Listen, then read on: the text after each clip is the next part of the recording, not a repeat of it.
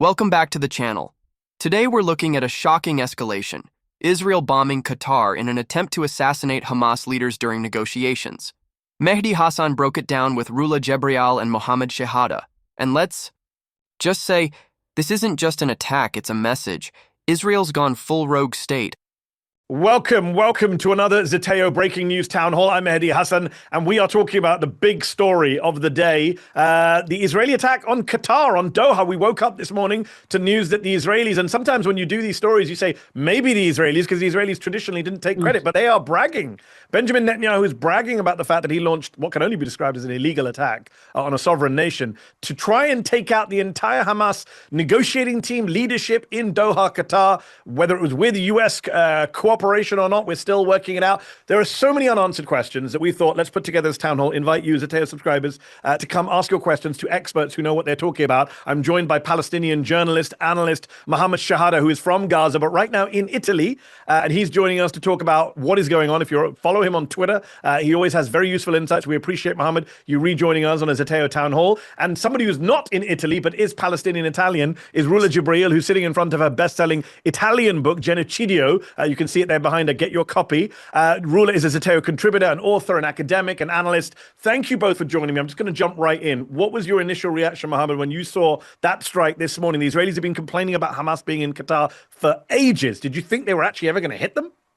Well, thanks so much, Mehdi, for having me. Until this afternoon, I thought it was completely unthinkable for Israel to even consider attacking Doha, for the precise reason that it is Netanyahu, it is the Israelis and the Americans that asked Qatar to host Hamas in the first place. Yep. You might recall Antony Blinken refused Qatar's request after October 7th to ask Hamas to leave Doha. Hamas was asked to leave Doha in November last year by the Qatari government when they announced suspending Hamas's office there and suspending their mediation role because they saw negotiations were going out in completely in nowhere, and Israel was using negotiations basically as cover to buy time for genocide.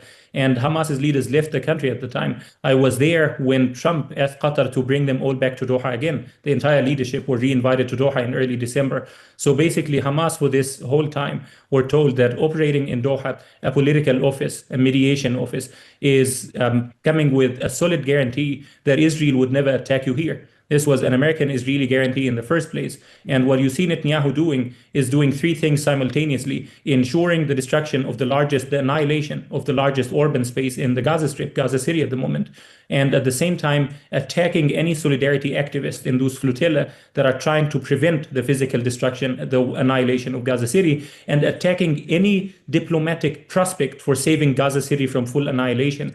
So he managed to do this outstandingly today, bringing the negotiations to a halt. Qatar announced that it would suspend its role, and there's no incentive for Hamas to be there anymore and engage in those talks when they're just there in a death trap. Yeah. Mohammed, our friend Ryan Grimm was tweeting earlier today that these leaders of Hamas, and the main target apparently was Khalil al-Hayya, who's become a much more senior figure in Hamas after the killing of Yahya Sinwar, after the killing of Ismail Haniyeh last year. He was the main target of the attack. Apparently, Hamas are saying that all of their leadership were unharmed, were not killed, although Khalil al-Hayya's son was killed. He lost a son previously to an Israeli strike back in 2014. I never understood how killing family members of your opponents is going to make them more likely to come to the table, but that's a conversation. What's wild is that Hamas leaders were in Qatar because Israel and the US told them to be there in the first place. It was meant to be a safe space for negotiations. And now Netanyahu bombs the very location that was supposed to guarantee diplomacy. This isn't about fighting terrorism. It's about sabotaging peace talks, making sure the word ceasefire never leaves the table.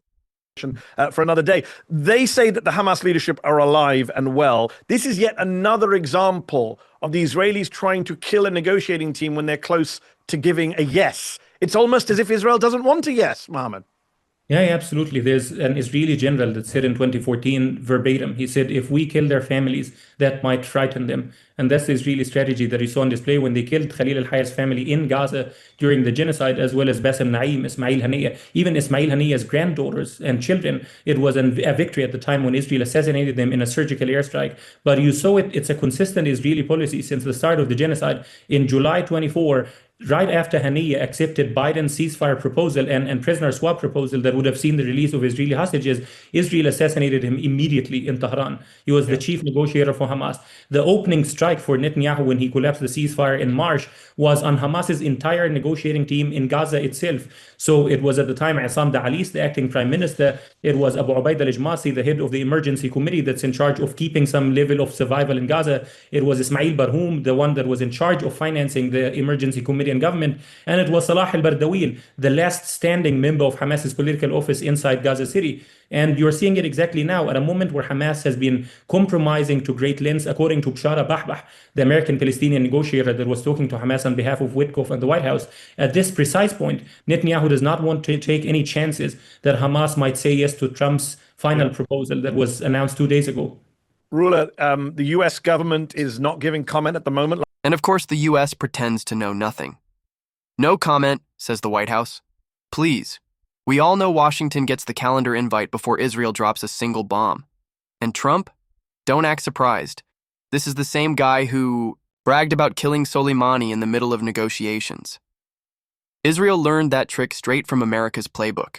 Last time I checked, the Deputy White House Press Secretary Anna Kelly was saying no comment from the US administration. The Israelis, however, seem to have a lot of comments. And traditionally, Rula, you know that the Israelis have always done this kind of ambiguity. Maybe we killed that guy. Maybe we didn't. Maybe we dropped that bomb. Maybe it wasn't us. This time around, they are bragging about it. Benjamin Netanyahu has been on Twitter saying Israel initiated it, Israel conducted it, Israel takes full responsibility. The Israeli military are claiming that the IDF conducted a precise strike targeting the senior leadership of the Hamas terrorist organization. Wasn't that precise if they didn't actually kill any of the Hamas leaders? I mean, this is a new Israel that we're seeing, openly, proudly belligerent, not covertly belligerent. Liking this video? Then don't just watch, hit like, share and subscribe, and tap the bell so you never miss a video or live show.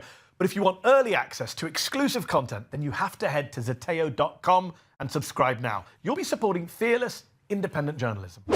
I mean, they've been, since this government was elected and took office, they've been clear about their genocidal intent, their ethnic cleansing, agenda. They never hid it, Mahdi. They speak in Hebrew things that nobody translates. And then when you listen to them in Hebrew and when you listen to them in English, these are two different stories. One cater for a Western audience and one cater for the Israeli public. And I think it's very important to understand that the assassination attempt comes after they bombed 8 countries in the last month: Syria, Iran, Lebanon, Tunis. Last night they bombed Tunis. Then they bombed Yemen and they bombed Gaza and they continue bombing left and right. I wasn't surprised. The West Bank, Syria, The West Bank, Syria, etc. I wasn't surprised because it's clear with this rogue government, they're not going to stop.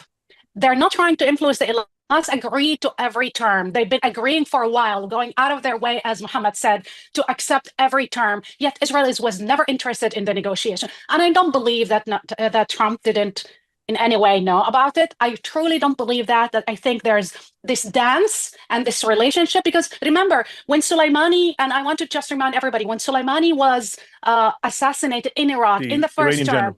he was going to negotiate with the Americans. He was told by the Americans, come to Iraq, we're trying to negotiate something. This is a tactic, which is terrorism, that was used by the Americans and by the Israelis. They're partners in crime. And I want to remind everybody that I believe 2 weeks ago, Trump envoy in Lebanon told a Lebanese journalist, Mario Nawaf, and he said, Israel doesn't believe anymore in borders. They will do whatever they want. They will go whatever they want. For them, they don't believe anymore in the established border that were established post-Sykes-Picot. I mean, it is clear that Israel is now acting like a rogue state.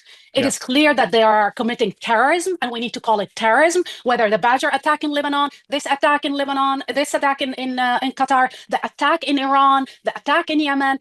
And the main question today, what are Europeans are going to do about it? Because we know that this is a byproduct of the total impunity that Israel was granted for the last 50 plus years.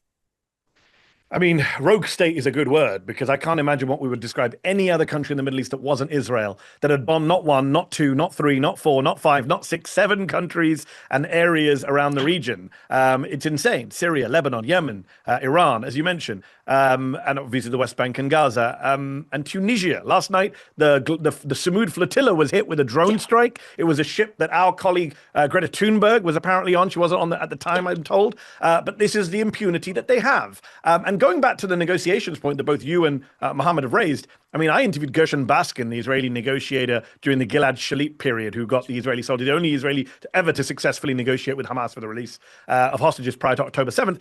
He told me when I interviewed him last year, he reminded me of Ahmed Jabari, Mohammed, in 2012, Yes. who was the Hamas commander who was about to sign a permanent truce with Israel. He had been given a truce and he had signed off on it. And they assassinated him then in 2012. The Israeli strike on Qatar marks a dangerous new chapter in the Middle East conflict, one that exposes Israel not just as a belligerent force in Gaza, but as a rogue state willing to attack sovereign nations without hesitation. Netanyahu openly bragged about the bombing, no ambiguity, no, maybe it was us, just open defiance of international law. That shift in tone tells us everything. Israel no longer cares about appearances. Mehdi Hasan's discussion with Rula Jebreal and Muhammad Shehada highlights the central irony. Hamas leaders were in Qatar because they were invited there, with guarantees from both the US and Israel that they would not be targeted. Qatar was supposed to be the neutral ground for negotiations. Yet, by striking Doha, Israel has not only broken that agreement but also destroyed any incentive Hamas had to remain engaged in talks. In effect, Netanyahu has declared that negotiations are irrelevant. Bombs will do the talking. This is not an isolated act. As Rula Jebreal pointed out, Israel has bombed 8 countries in recent weeks: Syria, Iran, Lebanon, Tunisia, Yemen, and now Qatar. If any other Middle Eastern state carried out such a spree of attacks, the West would be screaming about terrorism, demanding sanctions, and threatening regime change.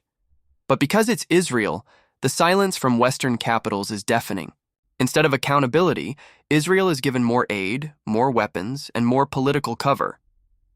The targeting of Khalil al-Hayya, a senior Hamas figure, illustrates another disturbing pattern. Every time negotiations inch toward progress, Israel eliminates the very people needed to sign the deal. It happened in Gaza, it happened in Tehran, and now it's happened in Doha. The strategy is deliberate. Kill negotiators to ensure there is no negotiation. As Shehada explained, Israel doesn't want a yes from Hamas. It wants endless war, which provides the pretext for endless occupation and expansion. And yet, the cost isn't just borne by Palestinians. Every escalation destabilizes the wider region. By attacking Qatar, Israel risks dragging another Gulf state into the conflict, undermining the very alliances that Washington relies on to maintain its influence in the Middle East. The idea that the U.S. had no knowledge of the strike is laughable. American intelligence is deeply entwined with Israel's military operations. Silence from the White House isn't ignorance, it's complicity. Trump's shadow also looms large. As Rula reminded viewers, this tactic of luring opponents into negotiations only to assassinate them was perfected by the U.S. when Trump ordered the killing of Qasem Soleimani. Israel simply imported the same method. Trump may pretend he had no knowledge of the Qatar strike, but his fingerprints are on the broader strategy of legitimizing assassination as diplomacy. Biden, for his part, offers nothing different. Just the same blank check for Israeli aggression. So where does this leave the region? Qatar has suspended its role as mediator, meaning one of the only viable diplomatic channels has been closed. Hamas has no reason to trust any guarantees of safety, making future negotiations nearly impossible. The message to Palestinians is clear. Even when you compromise, even when you engage in talks, you can still be targeted. The message to the world is even starker. Israel can bomb sovereign nations, brag about it, and face no consequences. If we strip away the rhetoric, Israel's strategy is pure state terrorism. Bombing a foreign capital to assassinate political leaders is not self-defense. It's aggression. Calling it anything else is dishonest. And the longer the West indulges this impunity, the more dangerous the precedent becomes. Today it's Qatar. Tomorrow it could be any other country that dares to host a negotiation or provide a platform for Palestinian voices. In the end, Mehdi Hasan, Rula Jebreal, and Muhammad Shehada remind us that this is not just about Gaza or even about Hamas. It's about the collapse of international norms. A state that can bomb 8 countries in a month, brag about it, and still be treated as an ally is not just rogue, it's untouchable. And until that changes, peace will remain out of reach, and the cycle of violence will continue to spiral. What do you think? Has Israel crossed a red line by bombing Qatar? Or is this just the latest episode in a decades-long pattern of impunity? Share your thoughts in the comments and don't forget to like, share, and subscribe for more fearless political commentary.